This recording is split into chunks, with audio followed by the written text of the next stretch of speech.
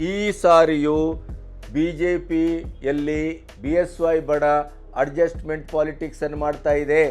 ಆದ್ದರಿಂದ BJPಗೆ ತೀವ್ರವಾದ ಹಿನ್ನಡೆ ಆಗಲಿಕ್ಕಿದೆ, ಸೋಲಾಗಲಿಕ್ಕಿದೆ ಅಂತಲೇ BJPಯವರು ವ್ಯಾಖ್ಯಾನಿಸ್ತಾ ಇದ್ದಾರೆ. ಇದೇ BJPಯ ಬಂಡಾಯದ ಇಡೀ ಕಹಳೆಯನ್ನು ಮೊಳಗಿಸ್ತಾ ಇರುವವರೆಲ್ಲರೂ ಅಧಿಕಾರದ ರುಚಿಯನ್ನು ಉತ್ತುಂಗದಲ್ಲಿ ಉಂಡವರು. ಅಂದರೆ ತಾವು ಸಾಯುವಲ್ಲಿಯವರೆಗೂ ತಮಗೆ ಅಧಿಕಾರ ಬೇಕು, ಇಲ್ಲದ್ರೆ ತಮ್ಮ ಕುಟುಂಬಕ್ಕೆ ಬೇಕು, ತಮ್ಮ ಮಕ್ಕಳಿಗೋ ಅಳಿಯನಿಗೋ ಮಗಳಿಗೋ. ಅನಂತಕುಮಾರ್ ಹೆಗಡೆ ಎಂಥ ಸ್ವಾರ್ಥಿ ರಾಜಕಾರಣಿ ಅನ್ನೋದಕ್ಕೆ ಒಂದು ಜ್ವಲಂತ ಸಾಕ್ಷಿ ಈ ಹೊತ್ತಿನವರ ನಾಪತ್ತೆ ಪ್ರಕರಣ. ಮಾಧುಸ್ವಾಮಿ ಅವರು ಕೂಡ ಸೋಮಣ್ಣನವರನ್ನು ಹೊರಗಡೆಯಿಂದ ತಂದದ್ದಕ್ಕೆ ಪ್ರಬಲವಾಗಿ ವಿರೋಧಿಸ್ತಾ ಇದ್ದವರು ಈಗ ಅಖಾಡದಲ್ಲಿ ನೇರವಾಗಿ ಸವಾಲೊಡ್ಡಿದ್ದಾರೆ. ನಾನು ಕಾಂಗ್ರೆಸ್ಸಿನ ಮುದ್ದು ಹನುಮೇಗೌಡರೊಟ್ಟಿಗೆ ಕೈ ಜೋಡಿಸಿದ್ದೇನೆ. ಅವತ್ತು BJP ಯಡಿಯೂರಪ್ಪನವರ ದೂರ ಮಾಡಿ ಕೆಟ್ಟಿತ್ತು ಅಂತಾದರೆ ಇವತ್ತು BJP ಯಡಿಯೂರಪ್ಪನವರನ್ನು ಇನ್ನಿಲ್ಲದಂತೆ ಓಲೈಸಿ ಈ ಬಾರಿ ಕಾಂಗ್ರೆಸ್ಸಿಗೆ ಅನಿರೀಕ್ಷಿತವಾಗಿ ಡಬಲ್ ಡಿಜಿಟ್ನ ಗೆಲುವನ್ನು ಕೊಡಲಿಕ್ಕಿದೆ.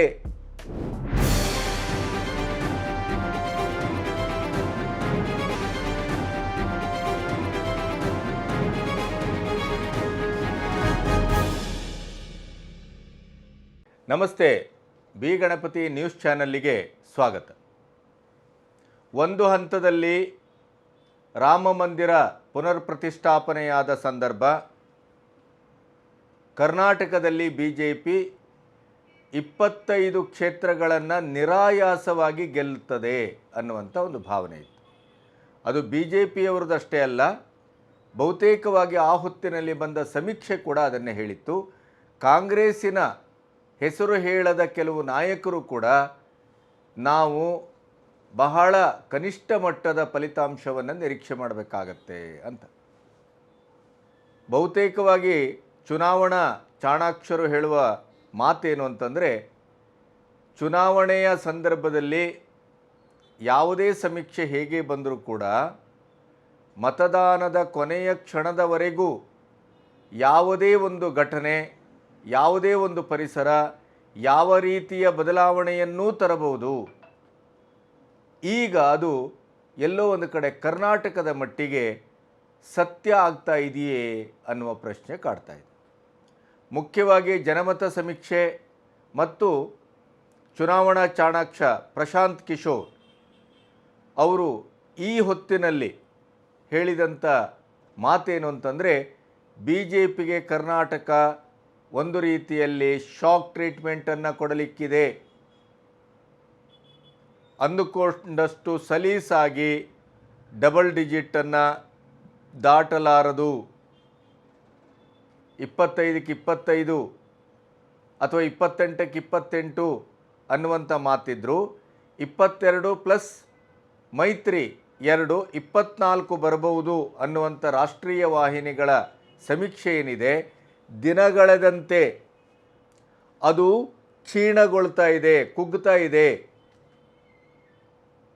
ಇಂಡಿಯನ್ ಎಕ್ಸ್‌ಪ್ರೆಸ್ಸಿಗೆ ಒಬ್ಬರು ಹೆಸರು ಹೇಳದೇನೆ BJPಯ ನಾಯಕರೊಬ್ಬರು ಕೊಟ್ಟಂಥ ಮಾಹಿತಿ ಮತ್ತು ಅವರ ಕೊಟ್ಟ ಮಾಹಿತಿಯ ಮೇಲೆ ಪ್ರಕಟವಾದಂಥ ಒಂದು ಸಮೀಕ್ಷೆಯಲ್ಲಿ ಇವತ್ತಿನ BJPಯ ಒಳಬಂಡಾಯ ಈಶ್ವರಪ್ಪನವರ ನೇತೃತ್ವದಲ್ಲಿ BJPಯ ಎಲ್ಲ ಅತೃಪ್ತರ ಒಂದು ಬಣ ಏಕೀಕರಿಸ್ತಾ ಇರುವ ರೀತಿಯನ್ನು ನೋಡಿದರೆ, ಮತ್ತೆ ಒಂದು ಹಂತದಲ್ಲಿ ಭಾಳ ಪ್ರಬಲವಾಗಿ ಯಡಿಯೂರಪ್ಪನವರ ಆಪ್ತರು ಅಂತ ಅನ್ನಿಸ್ಕೊಂಡವರೇ, ರೇಣುಕಾಚಾರ್ಯ ಇರ್ಬೋದು, ಮಾಧುಸ್ವಾಮಿ ಇರ್ಬೋದು, ಕರಡಿ ಸಂಗಣ್ಣ ಇರ್ಬೋದು ಕೊಪ್ಪಳದವರು, ಇಂಥ ಹಲವಾರು ವ್ಯಕ್ತಿಗಳು, ಪ್ರೀತಮ್ ಗೌಡ ಮೇಲ್ನೋಟಕ್ಕೆ ಸರಿಯಾಗಿದೆ, ಅವರನ್ನು ಕೊಡಗು ಮತ್ತು ಮೈಸೂರಿನ ಉಸ್ತುವಾರಿಯಾಗಿ ಶಿಫ್ಟ್ ಮಾಡಲಾಗಿದೆ. ಆದರೆ ಪ್ರೀತಮ್ ಗೌಡ ಅವರ ಇಡೀ ಬಣ ಹಾಸನದಲ್ಲಿ ಕಾಂಗ್ರೆಸ್ಸಿಗೆ ಬಹಿರಂಗವಾಗಿ ಪ್ರಚಾರವನ್ನು ಮಾಡ್ತಾ ಇದೆ. ಹಾಗಾಗಿ ಅಲ್ಲಿ ಏನಾಗಿದೆ, ಶ್ರೇಯಸ್ ಪಟೇಲ್ನ ಪರವಾಗಿ ಪ್ರೀತಮ್ ಗೌಡರ ಇಡೀ ಗ್ಯಾಂಗ್ ಕೆಲಸ ಮಾಡ್ತಾ ಇದೆ. ಇಲ್ಲಿ ಯಡಿಯೂರಪ್ಪನವರ ಆಪ್ತರು ಅಂತ ಅನ್ನಿಸ್ಕೊಂಡವರೇ ಅವರ ಮಾತನ್ನು ಕೇಳ್ತಾ ಇಲ್ಲ. ಎಲ್ಲೋ ಒಂದು ಕಡೆ ಸಂಧಾನ ಸಫಲವಾಗಿದೆ ಅಂತ ಅನಿಸ್ತಾ ಇರುವಾಗಲೇ ಮತ್ತೆ ಅದು ಪ್ರಬಲವಾದ ಬಿರುಕನ್ನು ಬಿಡ್ತಾ ಇದೆ. ಈಶ್ವರಪ್ಪನವರಂತೂ ಈಗ ಅವರ 12ನೇ ತಾರೀಕಿಗೆ ನಾಮಪತ್ರವನ್ನು ಸಲ್ಲಿಸುವ ಹೊತ್ತಿನ ಮೊದಲನೇ ಅವರನ್ನು ಉಚ್ಚಾಟಿಸಲಾಗತ್ತೆ ಅನ್ನುವಂಥ ಸುದ್ದಿ ಈ ಹೊತ್ತಿನಲ್ಲಿ ಭಾಳ ಪ್ರಬಲವಾಗಿ ಕೇಳಿಬರ್ತಾ ಇದೆ. ಆದರೆ ಅವರು ಪಕ್ಷಕ್ಕೆ ಒಂದಿಷ್ಟು ಡ್ಯಾಮೇಜ್ ಮಾಡುವ ಕೆಲಸವನ್ನು ನಿರಂತರವಾಗಿ ಮಾಡ್ತಾ ಇದ್ದಾರೆ. ವಿಜಯೇಂದ್ರ ಅವರು ಕೈ ಮುಗಿದು ಕೇಳಿ ಆಯಿತು, ರಾಘವೇಂದ್ರ ಅವರು ವಿನಯದಿಂದ ಅರಿಕೆ ಮಾಡಿಕೊಂಡಾಯಿತು, ಅದಕ್ಕೂ ತಿರುಗೇಟನ್ನು ಕೊಟ್ಟರು ಈಶ್ವರಪ್ಪನವರು. ಈಗಲೂ ಕಾಲ ಮಿಂಚಿಲ್ಲ ಬನ್ನಿ ಅನ್ನುವ ನಾಯಕರ ಮಾತಿಗೆ, ಹೈಕಮಾಂಡಿನ ಕೆಲವು ನಾಯಕರ ವಿನಂತಿಗೆ ಮೊದಲು ವಿಜಯೇಂದ್ರನನ್ನು ಅಧ್ಯಕ್ಷ ಸ್ಥಾನದಿಂದ ಇಳಿಸಿ ನಾನು ಬರ್ತೇನೆ ಅಂತಂದರು. ಇಂಥ ಪರಿಸ್ಥಿತಿಯ ಮಧ್ಯೆ ಇಡೀಯದಾಗಿ ಕರ್ನಾಟಕ ಬಂಡಾಯದೊಳಗೆ ಚುನಾವಣೆಯೋ ಚುನಾವಣೆಗಾಗಿ ಬಂಡಾಯವೋ ಅನ್ನೋ ಪರಿಸ್ಥಿತಿಯಲ್ಲಿದೆ. ಅದಕ್ಕೆ ಕಾಂಗ್ರೆಸ್ ಹೊರತಾಗಿಲ್ಲ, ಬಿ ಜೆ ಪಿಯಲ್ಲಷ್ಟೇ ಬಂಡಾಯ ಅಲ್ಲ, ಕಾಂಗ್ರೆಸ್ ಹೊರತಾಗಿಲ್ಲ, ಜೆ ಡಿ ಎಸ್ನಲ್ಲೂ ಅದು ಕಾಣಿಸ್ಕೊಂಡಿದೆ.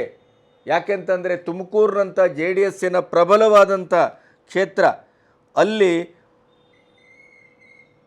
ಸೋಮಣ್ಣ ಹೊರಗಡೆಯಿಂದ ಬಂದಂಥ ಸೋಮಣ್ಣನಿಗೆ ನಮ್ಮ ಪ್ರಬಲವಾದ ಕ್ಷೇತ್ರವನ್ನು ಬಿಟ್ಟುಕೊಟ್ಟ ಕಾರಣದಿಂದ ಅಲ್ಲಿಯ ಜೆ ಡಿ ಎಸ್ಸಿನ ಕುಮಾರಣ್ಣನ ಅತ್ಯಂತ ಆಪ್ತರು ಮತ್ತು ಪ್ರಬಲವಾದಂಥ ತಳಮಟ್ಟದಿಂದ ಮೇಲ್ಮಟ್ಟದವರೆಗಿನ ನಾಯಕರು ಡಿ ಕೆ ಶಿಯವರ ಗಾಳಕ್ಕೆ ತುತ್ತಾಗಿದ್ದಾರೆ. ಕಾಂಗ್ರೆಸ್ಸಿಗೆ ಪಕ್ಷಾಂತರವನ್ನು ಮಾಡಿದ್ದಾರೆ. ಮುದ್ದು ಹನುಮೇಗೌಡರು ತನ್ನ ಸ್ನೇಹಿತರು ಅನ್ನುವ ಕಾರಣಕ್ಕಾಗಿ ಮನೆ ಬಂದಿದ್ದರು, ಅವರನ್ನು ಮಾತಾಡಿಸ್ತೇನೆ, ನಾನು ಬಿ ಜೆ ಪಿಯವನು ಅಂತೇಳಿ ಕಳಿಸ್ಲಿಕ್ಕಾಗತ್ತೇನೋ, ನಾನು ಅವರು ಒಟ್ಟಿಗೆ ಶಾಸಕರಾಗಿ ಕೆಲಸ ಮಾಡಿದವರು, ಇಂಥ ಮಾತುಗಳ ಮೂಲಕ ಮಾಧುಸ್ವಾಮಿಯವರು ಕೂಡ ಸೋಮಣ್ಣನವರನ್ನು ಹೊರಗಡೆಯಿಂದ ತಂದದ್ದಕ್ಕೆ ಪ್ರಬಲವಾಗಿ ವಿರೋಧಿಸ್ತಾ ಇದ್ದವರು ಈಗ ಅಖಾಡದಲ್ಲಿ ನೇರವಾಗಿ ಸವಾಲೊಡ್ಡಿದ್ದಾರೆ. ನಾನು ಕಾಂಗ್ರೆಸ್ಸಿನ ಮುದ್ದು ಹನುಮೇಗೌಡರೊಟ್ಟಿಗೆ ಕೈ ಜೋಡಿಸಿದ್ದೇನೆ, ಅವರು ಏನೇ ಒಂದು ಮಾತನ್ನು ಹೇಳಿ, ನನ್ನ ಸ್ನೇಹಿತ ಅದು ಇದು ರಾಜಕೀಯದಲ್ಲಿ ಹಾಗೆಲ್ಲ ವ್ಯಾಖ್ಯಾನಿಸಬಾರ್ದು ಅಂತಂದರೂ ಕೂಡ ಎಲ್ಲೋ ಒಂದು ಕಡೆ ಸೋಮಣ್ಣನ ವಿರುದ್ಧವಾಗಿ ತನ್ನ ನಿಲುವು ಇದು ಅನ್ನೋದನ್ನು ಸ್ಪಷ್ಟಪಡಿಸ್ತಾ ಇದ್ದಾರೆ. ಕಳೆದ 23ರ ವಿಧಾನಸಭಾ ಚುನಾವಣೆಯಲ್ಲಿ ಯಡಿಯೂರಪ್ಪನವರನ್ನು ಕಡೆಗಣಿಸಿ ಸಂತೋಷ್ ಅವರ ನೇತೃತ್ವದಲ್ಲಿ ಹೊಸ ಕ್ಯಾಂಡಿಡೇಟ್ಗಳನ್ನೇ ಆಯ್ಕೆ ಮಾಡುವ ಮೂಲಕ ಕರ್ನಾಟಕದಲ್ಲೊಂದು ಕ್ರಾಂತಿಯನ್ನು ತರ್ತೇವೆ ಅಂತೇಳಿ ಬಿ ಜೆ ಪಿ ಸರಿಯಾಗಿ ಹೊಡೆಸ್ಕೊಳ್ತು. ಅವಾಗೇನು ವ್ಯಾಖ್ಯಾನಿಸಲಾಯಿತು? ಯಡಿಯೂರಪ್ಪನವರನ್ನು ಬಿಟ್ಟಿದ್ದರಿಂದ, ಯಡಿಯೂರಪ್ಪನವರು ಕಡೆಗಣಿಸಿದ್ರಿಂದ, ವಿಜಯೇಂದ್ರನಿಗೆ ಟಿಕೆಟ್ ಕೊಡದೇ ಇರೋದ್ರಿಂದ ಬಿ ಜೆ ಪಿಗೆ ಇಂಥ ಹೀನಾಯವಾದ ಸ್ಥಿತಿ ಬಂತು. 66 ಸೀಟು ಯಡಿಯೂರಪ್ಪನವರು ಒಲಿಸ್ಕೊಂಡಿದ್ರೆ ಕನಿಷ್ಠ ಮಟ್ಟದಲ್ಲಿ 100ನ್ನು ದಾಟ್ತಾ ಇತ್ತು. ಪ್ರಾಯಶಃ ಅದೇ ವ್ಯಾಖ್ಯಾನಕ್ಕೆ ಹೈಕಮಾಂಡು ಮನಸೋತು ಫ್ರೀ ಹ್ಯಾಂಡನ್ನು ಕೊಟ್ಟಿತ್ತು ಬಿ ಎಸ್ ವೈ ಬಣಕ್ಕೆ. ಬಿ ಎಸ್ ವೈ ಮತ್ತು ವಿಜಯೇಂದ್ರನಿಗೆ ಅತ್ಯಂತ ಮುಂಚೂಣಿಯಲ್ಲಿ ನಿಲ್ಲಿಸಿ ಅವರು ಹೇಳಿದ ಮಾತನ್ನು ಕೇಳಲಾಯಿತು. ಆದರೆ ಈಗ ಬರ್ತಾ ಇರುವಂಥ ಬಿ ಜೆ ಪಿಯ ಒಳಗಡೆನ ಒಂದು ಬಂಡಾಯವನ್ನು ಅಥವಾ ಬಂಡಾಯದ ಕಹಳೆಯನ್ನು ಮೊಳಗಿಸಿದವರು ಏನು ಹೇಳ್ತಾ ಇದ್ದಾರೆ ಅಂತಂದರೆ, ಅವತ್ತು ಬಿ ಜೆ ಪಿ ಯಡಿಯೂರಪ್ಪನವರ ದೂರ ಮಾಡಿ ಕೆಟ್ಟಿತ್ತು ಅಂತಾದರೆ ಇವತ್ತು ಬಿ ಜೆ ಪಿ ಯಡಿಯೂರಪ್ಪನವರನ್ನು ಇನ್ನಿಲ್ಲದಂತೆ ಓಲೈಸಿ ಈ ಬಾರಿ ಕಾಂಗ್ರೆಸ್ಸಿಗೆ ಅನಿರೀಕ್ಷಿತವಾಗಿ ಡಬಲ್ ಡಿಜಿಟ್ನ ಗೆಲುವನ್ನು ಕೊಡಲಿಕ್ಕಿದೆ. ಯಾಕೆಂದರೆ ಈ ಹೊತ್ತಿನಲ್ಲಿ ಬಿ ಜೆ ಪಿಯವರೇ ಹೇಳುವ ಪ್ರಕಾರ 13, 14 ಅಥವಾ 16 ಅಥವಾ 17ರವರೆಗೆ ಹೋಗ್ಬೋದು, ಅದರ ಆಚೆ ಹೋಗ್ಲಿಕ್ಕೆ ಸಾಧ್ಯ ಇಲ್ಲ. ಅಥವಾ 14 ಬಂದರೂ ಅಚ್ಚರಿ ಪಡಬೇಕಾಗಿಲ್ಲ. ಆ ಮೂಲಕ ಕಾಂಗ್ರೆಸ್ ಪಕ್ಷ 136 ಸೀಟನ್ನು ಹೊಂದಿದಂಥ ಸ್ಥಳೀಯ ಕಾಂಗ್ರೆಸ್ ಸರ್ಕಾರ ಪ್ರಬಲವಾಗಿ 5 ವರ್ಷವನ್ನು ಮುಂದುವರಿಸಲಿಕ್ಕೆ ಬಿ ಜೆ ಪಿಯ ಒಳಬಂಡಾಯವೇ ಕಾರಣ ಆಗತ್ತೆ.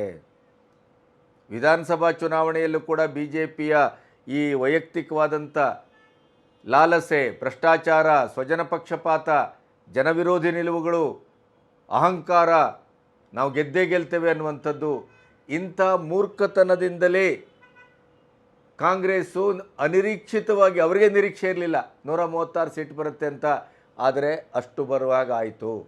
ಈ ಸಾರಿ ಬಿ ಜೆ ಪಿ ಕೇವಲ BSY ಶಂಕದಿಂದ ತೀರ್ಥ ಅನ್ನುವ ಹೈಕಮಾಂಡು ವರ್ತನೆ ಪ್ರಾಯಶಃ BJPಗೆ ಅಂಥದೇ ಒಂದು ದುಸ್ಥಿತಿಯನ್ನು ತರಬಲ್ಲದು ಅನ್ನೋದು ಪ್ರಶಾಂತ್ ಕಿಶೋರ್ ಅವರ ಜನಮತ ಸಮೀಕ್ಷೆ ಮತ್ತು BJPಯವರ ಒಳಗಿನ ನಾಯಕರ ಅಭಿಪ್ರಾಯ ಈ ಹೊತ್ತಿಗೆ ಕಾಣಿಸ್ಕೊಳ್ತಾ ಇದೆ. ಅದಕ್ಕೆ ಕಾರಣ ಏನು? ಈಗ ನೋಡಿ, ಒಂದೊಂದಾಗಿ ನೋಡ್ತಾ ಹೋದರೆ, ಈಗ ಧಾರವಾಡದಲ್ಲಿ ಪ್ರಹ್ಲಾದ್ ಜೋಶಿ ಅವರು ಈಸಿಯಾಗಿ ಗೆದ್ದುಬಿಡ್ತಾರೆ, ಯಾವುದೇ ಸಮಸ್ಯೆ ಇಲ್ಲ ಅಂತ ಅಂದ್ಕೊಳ್ಳುವ ಹೊತ್ತಿಗೆ 5 ಲಕ್ಷ ಲಿಂಗಾಯತರ ಮತಗಳನ್ನು ಹೊಂದಿರುವಂಥ ಈ ಕ್ಷೇತ್ರದಲ್ಲಿ ಲಿಂಗಾಲೇಶ್ವರ ಸ್ವಾಮೀಜಿ ಸ್ವತಂತ್ರವಾಗಿ ಈಗ ನಿಲ್ಲುವುದು ಖಚಿತ ಆಗಿದೆ. ಪ್ರಹ್ಲಾದ್ ಜೋಶಿ ಲಿಂಗಾಯತರ ವಿರೋಧಿ ಅಂತ ಚಿತ್ರಿಸಲಾಗ್ತಾ ಇದೆ. ಇನ್ನು ಬೆಳಗಾವಿ ಕೂಡ ಶೆಟ್ಟರ್ ಅವರಿಗೆ ಸುಖದ ಅಥವಾ ಒಂದು ಸುಪ್ಪತ್ತಿಗೆ ಆಗಿಲ್ಲ. ಹಾಗೆಯೇ ತುಮಕೂರು ಈಗಾಗಲೇ ಹೇಳಿದಾಗೆ ಸೋಮಣ್ಣ ಬಹಳ ಕಠಿಣವಾದ ಸವಾಲನ್ನು ಎದುರಿಸ್ತಾ ಇದ್ದಾರೆ. ಯಾಕೆಂದರೆ JDSನ ಒಂದು ಮೈತ್ರಿ ಸೋಮಣ್ಣನ ಗೆಲುವಿಗೆ ತುಂಬ ಪೂರಕವಾಗತ್ತೆ ಅಂತಿತ್ತು. ಅಲ್ಲಿ JDS ಕೈ ಕೊಟ್ಟಿದೆ. JDSನ ವರಿಷ್ಠರ ಮೇಲೇ ಅಲ್ಲಿಯ JDS ಈಗ ನಾಯಕರು ಈಗ ಕಾಂಗ್ರೆಸ್ಸಿಗೆ ಬಂದು ಆರೋಪ ಮಾಡ್ತಾ ಇದ್ದಾರೆ. ಇದನ್ನು ಚನ್ನಪಟ್ಟಣವನ್ನು ಬಿಟ್ಟು ಮಂಡ್ಯಕ್ಕೆ ಹೋದರು. ಎಲ್ಲ BJPಯ ಸಖ್ಯದಿಂದ ಮೈತ್ರಿಯಿಂದ JDSನ ಪ್ರಬಲ ಕ್ಷೇತ್ರಗಳನ್ನು ಕಳ್ಕೊಳ್ತಾ ಇದೆ. ಆದ್ದರಿಂದ ನಾವು ಹೊರಗೆ ಬಂದಿದ್ದೇವೆ. ಹಾಗಾಗಿ ಇಲ್ಲಿ ಮುಖ್ಯವಾಗಿ ಮಾಧುಸ್ವಾಮಿಯವರು ಕೈ ಕೊಟ್ಟಿರೋದ್ರಿಂದ ತುಮಕೂರು ಬಹಳ ಕಠಿಣ ಅಂತ ಅನಿಸ್ತಾ ಇದೆ. ಇನ್ನು ಕಲಬುರಗಿ ಉಮೇಶ್ ಜಾಧವ್ ಮತ್ತೆ ಗೆಲುವಿನ ಓಟಕ್ಕೆ ಮನಸ್ಸು ಮಾಡಿದ್ದಾರೆ. ಆದರೆ ಅಲ್ಲಿ ಏನಾಗಿದೆ, ಖರ್ಗೆ ಅವರು ನಿಲ್ಲದೇ ಇದ್ದರೂ ಕೂಡ ಖರ್ಗೆ ಅವರ ಅಳಿರಿಗೆ ಸೀಟ್ ಕೊಡಲಾಗಿದೆ. ಆದರೆ ಅಲ್ಲಿ ಮೈತ್ರಿಗೆ ಶರಣಗೌಡ ಕಂದುಕೂರು ಶಾಕ್ ಕೊಟ್ಟಿದ್ದಾರೆ. ಅವರು JDSನ್ನು BJPಯೊಟ್ಟಿಗೆ ಮೈತ್ರಿ ಮಾಡಿಕೊಳ್ಳುವುದಕ್ಕೇ ಆರಂಭದಿಂದಲೂ ಅವರ ವಿರೋಧ ಇತ್ತು. ಈಗ ಅವರೇನು ಹೇಳ್ತಾ ಇದ್ದಾರೆ, ನನ್ನನ್ನು ಯಾವುದೇ ರೀತಿಯಲ್ಲೂ ಸ್ಥಳೀಯ MP ಇನ್ನೂವರೆಗೂ ವಿಶ್ವಾಸಕ್ಕೆ ತೆಗೆದುಕೊಂಡಿಲ್ಲ, ಮಾತುಕತೆ ಮಾಡಿಲ್ಲ. ಹಾಗಾಗಿ ನನ್ನ ಬೆಂಬಲಿಗರೊಟ್ಟಿಗೆ ನಾನು ನಿರಂತರವಾಗಿ ಸಂಪರ್ಕದಲ್ಲಿದ್ದೇನೆ ಮತ್ತು ಚರ್ಚೆ ಮಾಡ್ತಾ ಇದ್ದೇನೆ. ಅವರ ಅಭಿಪ್ರಾಯವನ್ನು ಕೇಳಿ ಮುಂದಿನ ನಿರ್ಧಾರ ಮಾಡ್ತೇನೆ. ಅಲ್ಲಿಗೆ ರೂಲ್ಡ್ ಔಟ್. JDS ಮತ್ತು BJPಯ ಮೈತ್ರಿ ಇಲ್ಲಿ ವರ್ಕ್ ಆಗುತ್ತೆ. ಉಮೇಶ್ ಜಾಧವ್ ಸುಲಭದಲ್ಲಿ ಗೆಲ್ತಾರೆ ಅನ್ನುವಂಥ ಏನು ಲೆಕ್ಕಾಚಾರ ಇತ್ತು ಅದು ಅಲ್ಲಿಗೆ ಕೈ ಕೊಟ್ಟಿತು. ಇನ್ನು ಹುಬ್ಬಳ್ಳಿ ಈಗಾಗಲೇ ಆಯಿತು. ಇನ್ನು ಉತ್ತರ ಕನ್ನಡದಲ್ಲಿ ಅನಂತಕುಮಾರ್ ನಾಪತ್ತೆ. 4 ವರ್ಷದಿಂದ ನಾಪತ್ತೆ ಆಗಿದ್ದವರು ದಿಢೀರಂಥ ಅಭಿಮಾನಿಗಳು ಬಂದು ನೀವೇ ನಿಲ್ಲಬೇಕು ಅಂತ ಹೇಳಿದರು ಅಂಥೇಳಿ ಯಾರಿಗೆ ಟಿಕೆಟು ಕೊಡುವ ಆ ಹಂತದ ನಿರ್ಣಯ ಆಗುವಲ್ಲಿವರೆಗೂ ತನಗೇ ಟಿಕೆಟ್ ಸಿಗತ್ತೆ ಅನ್ನುವಂಥ ಒಂದು ಸಂಪೂರ್ಣವಾದ ಭರವಸೆಯಲ್ಲಿದ್ದಂಥ ಅನಂತಕುಮಾರ್ ಹೆಗಡೆ ದಿಢೀರಂಥ ಉದ್ಭವದ ಶಿವಲಿಂಗದ ಥರ ದಬ ದಬ ದಬ ದಬ ಅಂತ ಡಮರುಗವನ್ನು ಬಾರಿಸಿದರು. ಎಲ್ಲ ಕಡೆ ಹೋಗಿ ಆಡಬಾರದ ಮಾತುಗಳು, ಆಡಬೇಕಾದ ಮಾತುಗಳು ಎಲ್ಲವನ್ನು ಆಡಿದರು. ಕೊನೆಗೂ ಒಂದು ತುರುಪನ್ ಥರ ಅಬ್ಕಾ ಬಾರ್ 400 ಪಾರ್ ಅಂತಿರುವಂಥ ಮೋದಿಯವರ ವಿಶ್ವಾಸದ ಮಾತನ್ನು ಸಂವಿಧಾನವನ್ನು ಬದಲಿಸಲಿಕ್ಕೆ ತಿದ್ದಲಿಕ್ಕೆ ನಮಗೆ 400 ಸೀಟ್ ಬೇಕು ಅಂತ ಪ್ರಧಾನಿ ಹೇಳಿದ್ದು ಅನ್ನುವ ಮಾತನ್ನು ಹೇಳುವ ಮೂಲಕ ತನ್ನ ತಲೆಯ ಮೇಲೆ ತನ್ನ ಚಪ್ಪಡಿಯನ್ನೇ ಎಳ್ಕೊಂಡ್ರು. ಆದರೆ ಅನಂತಕುಮಾರ್ ಹೆಗಡೆ ಎಂಥ ಸ್ವಾರ್ಥಿ ರಾಜಕಾರಣಿ ಅನ್ನೋದಕ್ಕೆ ಒಂದು ಜ್ವಲಂತ ಸಾಕ್ಷಿ ಈ ಹೊತ್ತಿನ ಅವರ ನಾಪತ್ತೆ ಪ್ರಕರಣ. 6 ಬಾರಿ ಸಂಸದರಾದವರು, ಅಭಿವೃದ್ಧಿ ಶೂನ್ಯ, ಏನನ್ನೂ ಮಾಡಿಲ್ಲ. ಉತ್ತರ ಕನ್ನಡದ ಇಡೀ ಜಿಲ್ಲೆಯಲ್ಲೂ ಅನಂತಕುಮಾರ್ ಮಾಡಿದ ಕೆಲಸ, ಅನಂತಕುಮಾರ್ ಹೆಗಡೆ ಮಾಡಿದ ಕೆಲಸ ಅಂಥೇಳಿ ಒಂದು ಕೆಲಸವನ್ನು ನೀವು ತೋರಿಸಲಿಕ್ಕೆ ಸಾಧ್ಯ ಇಲ್ಲ. ಅಲ್ಲಿ ಯಾವುದನ್ನು ಮಾಡಿಲ್ಲ.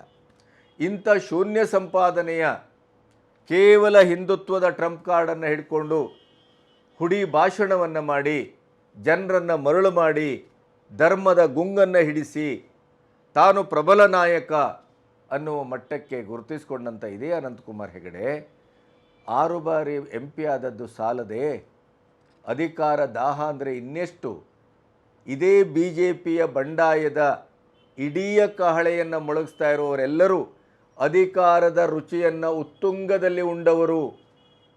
ಅಂದರೆ ತಾವು ಸಾಯುವಲ್ಲಿಯವರೆಗೂ ತಮಗೇ ಅಧಿಕಾರ ಬೇಕು, ಇಲ್ಲದ್ರೆ ತಮ್ಮ ಕುಟುಂಬಕ್ಕೆ ಬೇಕು, ತಮ್ಮ ಮಕ್ಕಳಿಗೋ ಅಳಿಯನಿಗೋ ಮಗಳಿಗೋ. ಇಂಥದಕ್ಕಾಗಿಯೇ ಇವರು ಬಿ ಜೆ ಪಿಯಲ್ಲಿ ಬಂಡಾಯವನ್ನು ಎದ್ದಿದ್ದಾರೆ ಹೊರತು ಯಾವುದೇ ಜನಮುಖಿ ಕಾರ್ಯಕ್ಕಾಗಲ್ಲ. ಮತ್ತು ಮಾತೆತ್ತಿದರೆ ಕುಟುಂಬ ರಾಜಕಾರಣ. ಆದರೆ ಇವರು ಯಾವುದಕ್ಕಾಗಿ ಬಂಡಾಯ ಹೇಳ್ತಾ ಇದ್ದಾರೆ? ಒಂದೋ ಅವರಿಗೆ ಬೇಕು, ಇಲ್ಲ ಅವರ ಕುಟುಂಬಿಕರಿಗೆ ಬೇಕು. ಇದು ಕುಟುಂಬ ರಾಜಕಾರಣ ಅಲ್ಲವೇ? ಅಂದರೆ ಕರ್ನಾಟಕದ ಬಿ ಜೆ ಪಿಗೆ ಅಡರಿದ ಬಹಳ ದೊಡ್ಡ ಅರ್ಬುದ ರೋಗ ಏನು ಅಂತಂದರೆ ಅಧಿಕಾರದ ದಾಹ, ಹಣದಾಹ, ದರ್ಪ, ದುರಂಕಾರ. ಆಡಳಿತ ತನ್ನ ಕುಟುಂಬದಲ್ಲೇ ಇರಬೇಕು, ತನ್ನ ಕಪಿಮುಷ್ಟಿಯಲ್ಲೇ ಇರಬೇಕು ಅನ್ನುವಂಥ ಈ ಮುದಿಗೂಬೆಗಳ ಹಾರಾಟ. ಈ ಬಂಡಾಯದಿಂದ, ಈ ಸ್ವಾರ್ಥದ ಬಂಡಾಯದಿಂದಲೇ ಕೊನೆಗೂ ಫಿನಿಷಿಂಗಲ್ಲಿ ಬಿ ಜೆ ಪಿ ಸಂಪೂರ್ಣವಾಗಿ ಸೋಲ್ತಾ ಇದೆ. ವಿಧಾನಸಭಾ ಚುನಾವಣೆಯಲ್ಲಿ ಆದ ಕಥೆಯೂ ಅದೇ. ಈಗ ಮಾತಿಗೆ ಅಥವಾ ಆ ಬಂಡಾಯಕ್ಕೆ ಕಾರಣ ಏನು ಅಂತಂದರೆ ಯಡಿಯೂರಪ್ಪನವರ ಕುಟುಂಬದ ರಾಜಕಾರಣ. ಯಡಿಯೂರಪ್ಪನವರನ್ನು ದೂರ ಇಟ್ಟಾಗ ವಿಧಾನಸಭಾ ಚುನಾವಣೆಯಲ್ಲಿ ಯಾಕೆ ನೀವು ಸ್ಕೋರ್ ಮಾಡಿ ತೋರಿಸಿಲ್ಲ? ಈ ಪ್ರಶ್ನೆಯನ್ನು ಎತ್ತಿದರೆ ಬಂಡಾಯಗಾರರಿಗೆ ಉತ್ತರ ಇಲ್ಲ. ಆ ಚುನಾವಣೆಯಲ್ಲಿ ಧರಾಶಾಹಿಯಾದ ಸೋಲನ್ನು ಯಾಕೆ ಕಂಡ್ರಿ? ಅದಕ್ಕೂ ಉಂಟು ಬಂಡಾಯಗಾರದು. ಏನು? ಅಡ್ಜಸ್ಟ್ಮೆಂಟ್ ಪಾಲಿಟಿಕ್ಸನ್ನು ಮಾಡಿದರು BSY. ಈಗಲೂ ಅಡ್ಜಸ್ಟ್ಮೆಂಟ್ ಪಾಲಿಟಿಕ್ಸನ್ನೇ ಮಾಡ್ತಾ ಇದ್ದಾರೆ ಅಂತಲೇ ಇಂಡಿಯನ್ ಎಕ್ಸ್ಪ್ರೆಸ್ಸಲ್ಲಿ ಬಂದಂಥ ಎನಾಲಿಸಿಸ್ಗೆ ಆಹಾರವಾಗಿ ಸಂದಂಥ ಬಿ ಜೆ ಪಿ ನಾಯಕರ ಮಾತು ಮೊಳಗಿದೆ. ಈ ಸಾರಿಯೂ ಬಿ ಜೆ ಪಿಯಲ್ಲಿ BSY ಬಡ ಅಡ್ಜಸ್ಟ್ಮೆಂಟ್ ಪಾಲಿಟಿಕ್ಸನ್ನು ಮಾಡ್ತಾ ಇದೆ. ಆದ್ದರಿಂದ ಬಿ ಜೆ ಪಿಗೆ ತೀವ್ರವಾದ ಹಿನ್ನಡೆ ಆಗಲಿಕ್ಕಿದೆ, ಸೋಲಾಗಲಿಕ್ಕಿದೆ ಅಂತಲೇ ಬಿ ಜೆ ಪಿಯವರು ವ್ಯಾಖ್ಯಾನಿಸ್ತಾ ಇದ್ದಾರೆ.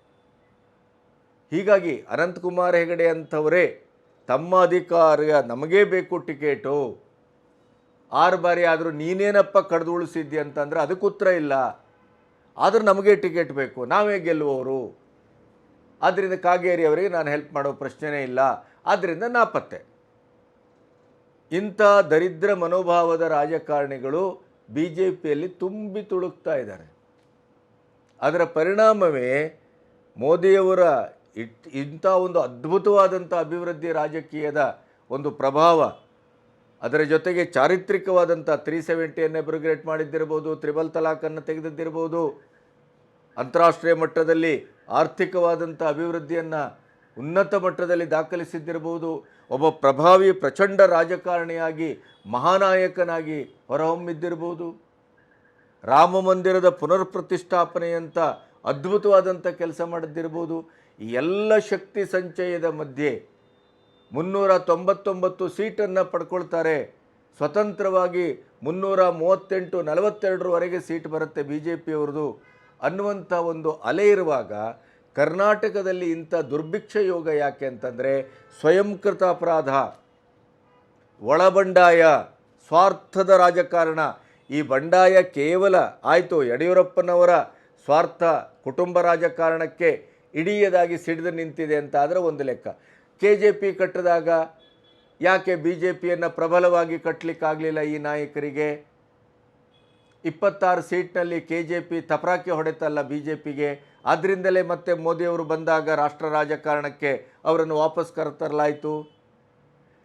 2 ಬಾರಿ ಒಂದು BSY ನಿರ್ವಾತದಲ್ಲಿ ಚುನಾವಣೆಗೆ ಹೋದಂಥ ಸಂದರ್ಭದಲ್ಲಿ ಈ ಅತೃಪ್ತರ, ಈ ಚಂಡಿ ಹಿಡಿದಂಥ ಅತೃಪ್ತರು ಅವತ್ತು ತಮ್ಮ ಪರ್ಫಾರ್ಮೆನ್ಸನ್ನು ಯಾಕೆ ಮಾಡಿ ತೋರಿಸಿಲ್ಲ? ವಿಧಾನಸಭಾ ಚುನಾವಣೆಯ ತೀವ್ರವಾದ ಹಿನ್ನಡೆ ಸೋಲಿನ ಪರಿಣಾಮ ತಾನೇ ಮತ್ತೆ BSY ಪಾದಕ್ಕೆ ಹೋಗಿ ಬಿದ್ದದ್ದು ಹೈಕಮಾಂಡು. ಅಂಥ ಒಂದು ಅವಕಾಶವನ್ನು ಯಾಕೆ ಕೊಟ್ರಿ ತಾವು? ತಾವ್ಯಾಕೆ ಇಡೀ ರಾಜ್ಯದಲ್ಲಿ BSY ಇಲ್ಲದೇ ಇದ್ದರೂ ನಾವು ಪ್ರಚಂಡವಾದ ಬಹುಮತವನ್ನು ತರ್ತೇವೆ ಅಂತ ಯಾಕೆ ತಂದಿಲ್ಲ? ಈ ಪ್ರಶ್ನೆಗೆ ಯಾರ ಹತ್ರ ಉತ್ತರ ಇಲ್ಲ. ಆದರೆ ಈಗ ಎಲ್ಲೋ ಒಂದು ಕಡೆ ಹೈಕಮಾಂಡಿಗೂ ಅದು ಮನವರಿಕೆ ಆಗಿದೆಯೇನೋ ಗೊತ್ತಿಲ್ಲ. ಲೇಟೆಸ್ಟ್ ಬೆಳವಣಿಗೆ ಏನು ಅಂತಂದರೆ ಹೆಚ್ಚು ಕಮ್ಮಿ 14 ಕ್ಷೇತ್ರಗಳಲ್ಲಿ ಏನು ಬಿ ಜೆ ಪಿಯ ಒಂದು ಬಂಡಾಯ ಆಚೆ ಈಚೆ ಎಲ್ಲ ನಡೀತಾ ಇದೆ. ಅದಷ್ಟೂ ಕ್ಷೇತ್ರದಲ್ಲಿ ಅಸಮಾಧಾನವನ್ನು ಸರಿಪಡಿಸಲಿಕ್ಕೆ ಹೈಕಮಾಂಡ್ ನೇರ ಪ್ರವೇಶ ಮಾಡ್ತಾ ಇದೆ ಅನ್ನುವಂಥ ಒಂದು ಸುದ್ದಿಯೂ ಬರ್ತಾ ಇದೆ. ಒಮ್ಮೆ ನೇರ ಪ್ರವೇಶ ಅಂದರೆ ಅರ್ಥ ಏನು? ಹಾಗಾದರೆ ವಿಜಯೇಂದ್ರನನ್ನು ಅಧ್ಯಕ್ಷತೆಯ ಆ ಒಂದು ಮಟ್ಟದಲ್ಲಿ ಅವರಿಗೆ ಯಾವುದೇ ಒಂದು ಸಂಧಾನವನ್ನು ಸಫಲವಾಗಿ ಮಾಡಲಿಕ್ಕಾಗಲಿಲ್ಲ, ವಿಜಯೇಂದ್ರನ ಪ್ರಭಾವ ಬಳಸಿ ಮಾಡಲಿಕ್ಕಾಗಲಿಲ್ಲ. ಆದ್ದರಿಂದ ವಿಜಯೇಂದ್ರನ ದಾಟಿ ಹೈಕಮಾಂಡ್ ಬರ್ತಾ ಇದೆಯೇ? ವಿಜಯೇಂದ್ರನಿಗೆ ಇದೊಂದು ಹೊಡೆತವೇ? ಹಾಗಾದರೆ ಯತ್ನಾಳು ಮತ್ತು ಇತ್ಯಾದಿಯವರು ಹೇಳೋ ಪ್ರಕಾರ ಎಲೆಕ್ಷನ್ನಿನ ನಂತರ ವಿಜಯೇಂದ್ರ ಅಧ್ಯಕ್ಷ ಪದವಿಯನ್ನು ಕಳ್ಕೊಳ್ಳಿಕ್ಕಿದ್ದಾರೆಯೇ? ಆ ಅಧ್ಯಕ್ಷ ಪದವಿಗೆ ಏನು ಇವು ನಮ್ಮ ಪ್ರತಾಪ್ ಸಿಂಹನಂಥವ್ರು ಯಾರಾದರೂ ಒಳ್ಳೆಯ ಹೊಸಬ ಅದ್ಭುತವಾದಂಥ ಒಬ್ಬ ಸಂಘಟಕ ಬರಲಿಕ್ಕಿದ್ದಾರೆಯೇ? ಈ ಎಲ್ಲ ಪ್ರಶ್ನೆಗಳು ಹುಟ್ಟುಕೊಳ್ತಾ ಇದೆ. ಯಾಕೆಂದರೆ BSY ಆಪ್ತರೇ ಬಂಡಾಯ ಎದ್ದಿದ್ದಾರೆ. ಆದ್ದರಿಂದ ಈ ಹೈಕಮಾಂಡ್ ನೇರ ಪ್ರವೇಶ ಅನ್ನೋದು BSY ಮತ್ತು ವಿಜಯೇಂದ್ರ ಅವರಿಗೆ ಪರೋಕ್ಷವಾಗಿ ಇದು ಒಂದು ತಪರಾಕಿಯೇ, ಹಿನ್ನಡೆಯೇ ಅನ್ನುವ ಪ್ರಶ್ನೆಯು ಕಾಡ್ತಾ ಇದೆ. ಹಾಗಾದರೆ ಇಷ್ಟಾಗಿ ಕಾಂಗ್ರೆಸ್ಸು ಸುಖವಾಗಿದೆಯೇ ಅನ್ನುವ ಪ್ರಶ್ನೆ ಬಂದಾಗ ಕಾಂಗ್ರೆಸ್ಸಿಗೂ ಒಳಬಂಡಾಯದ ಹೊಡೆತ ಸಿಕ್ಕಾಬಟ್ಟೆ ಬೀಳ್ತಾ ಇದೆ. ಕೋಲಾರದಲ್ಲಿ ಮುನಿಯಪ್ಪನವರು ನೇರವಾಗಿ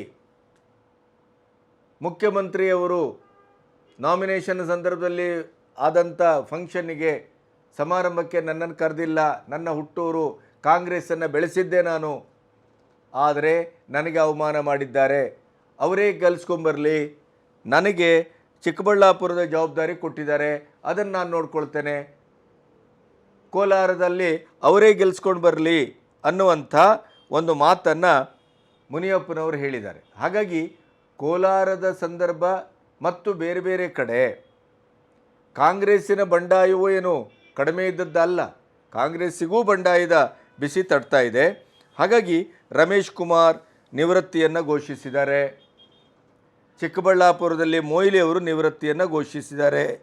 ಯಾರ್ಯಾರು ಟಿಕೆಟಿನ ಆಕಾಂಕ್ಷಿಗಳಾಗಿದ್ದರೋ ಹಿರಿಯ ರಾಜಕಾರಣಿಗಳು ಕಾಂಗ್ರೆಸ್ನಲ್ಲಿ ಅವರೆಲ್ಲರೂ ತಾಟಸ್ಥ್ಯದಿಂದ ಹಿಂದೆ ಸರಿತಾ ಇದ್ದಾರೆ, ನಿವೃತ್ತಿಯನ್ನು ಘೋಷಿಸ್ತಾ ಇದ್ದಾರೆ. ಕಾಂಗ್ರೆಸ್ಸಿಗೂ ಏನು ತುಂಬ ಈ BJPಯ ಒಳಬಂಡಾಯ ಕಾಂಗ್ರೆಸ್ಸಿಗೆ ಎಲ್ಲೋ ಒಂದು ಕಡೆ ವರವಾಗಿ ಸಲ್ಲಬಿಡ್ತದೆ ಅನ್ನುವ ಹಾಗೆಯೂ ಇಲ್ಲ.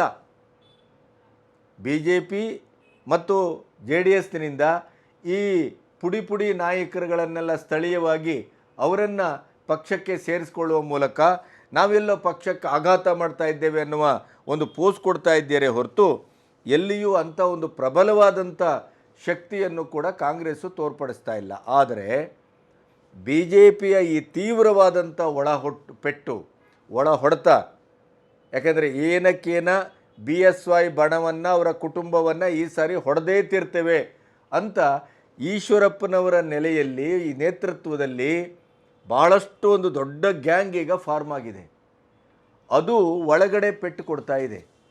ಆದ್ದರಿಂದ ಇಲ್ಲೂ ಈ ಒಳ ಹೊಡೆತವನ್ನು ಕಾಂಗ್ರೆಸ್ಸಿಗೆ ಅನಿವಾರ್ಯವಾಗಿ ಅದು ಲಾಭ ಆದರೂ ಆಗಬಹುದು ಅನ್ನೋದು ಈ ಹೊತ್ತಿನ ಲೆಕ್ಕಾಚಾರ. ಹಾಗಾಗಿ ಕರ್ನಾಟಕದಲ್ಲಿ BJP 28ರಲ್ಲಿ 25 ಸೀಟನ್ನು ಏನು ಗೆಲ್ಲಬಹುದು ಅನ್ನುವಂಥ ಏನು ಮಾತಿತ್ತು ಅದು ಸಾಧ್ಯವಾಗಿಲ್ಲ. ಎಸ್ ಟಿ ಸೋಮಶೇಖರ್ ಮತ್ತು ಹೆಬ್ಬಾರು ಈಗಾಗಲೇ BJP ಒಳಗಡೆ ನಾಮಾಂಕಿತವಾಗಿದ್ದು ಪಬ್ಲಿಕ್ಕಲ್ಲಿ ಕಾಂಗ್ರೆಸ್ಸಿಗೆ ಸಪೋರ್ಟ್ ಮಾಡಿದ್ದಾರೆ. ಇವರಿಬ್ಬರ ಮೇಲೆ ಆ್ಯಕ್ಷನ್ ಇಲ್ಲ. ಈಶ್ವರಪ್ಪ ಇಷ್ಟು ಗುಡುಗ್ತಾ ಇದ್ದಾರೆ, ಇಷ್ಟು ನನಗೆ ಮೋದಿ ಬೇಕು, ಯಡಿಯೂರಪ್ಪ ಬೇಡ, ಮೋದಿಯವರ ಮುಖವನ್ನು ಇಟ್ಕೊಂಡು ನಾನು ಹೋರಾಟ ಮಾಡ್ತೇನೆ ಅಂತ ಹೊರಟಿದ್ದಾರೆ. ಅವ್ರ ಮೇಲೆ ಆ್ಯಕ್ಷನ್ ಇಲ್ಲ, ಈಗೇನೋ ಆ್ಯಕ್ಷನ್ ತಗೊಳ್ತಾರೆ ಅಂತ ಹೇಳ್ತಾರೆ. ಈ ಒಂದು ರೀತಿಯಲ್ಲಿ ನೋಡಿದ್ರೆ BJPಯ ಹೈಕಮಾಂಡಿನ ನಿರ್ಣಯಕ್ಕೂ ಸ್ಥಳೀಯವಾದ ರಾಜಕಾರಣಕ್ಕೂ ಸ್ಥಳೀಯವಾಗಿ ನೇರ BSYಯನ್ನೇ ವಾಚಾಮಗೋಚರ ಬೈತಾ ಇದ್ದಂಥ ವ್ಯಕ್ತಿಗಳ ಮೇಲೆ ಯಾವುದೇ ಕ್ರಮ ತೆಗೆದುಕೊಳ್ತಾ ಇಲ್ಲದೇ ಇದ್ದಂಥ ಒಂದು ಒಟ್ಟು ವಾತಾವರಣ ನೋಡಿದರೆ ಎಲ್ಲೋ ಒಂದು ಕಡೆ ಇದು ಏನು ಆಗ್ತಾ ಇದೆ, ಯಾಕೆ ಹೀಗಾಗ್ತಾ ಇದೆ? ಪ್ರಚಾರಕ್ಕೆ ಹೋಗ್ತಾರೆ, ಯತ್ನಾಳು ಬಾಯಿಗೆ ಬಂದಂಗೆ ಬೈತಾರೆ, ಅವರು ಹೊಸ ಹೊಸ ಅಸ್ತ್ರಗಳನ್ನು ಕಾಂಗ್ರೆಸ್ಸಿಗೆ ಕೊಡ್ತಾರೆ. ಅದರ ಜೊತೆಗೆ BSY ಕುಟುಂಬವನ್ನು ಬಹಿರಂಗದಲ್ಲಿ ಕ್ರಿಟಿಸೈಸ್ ಮಾಡ್ತಾರೆ.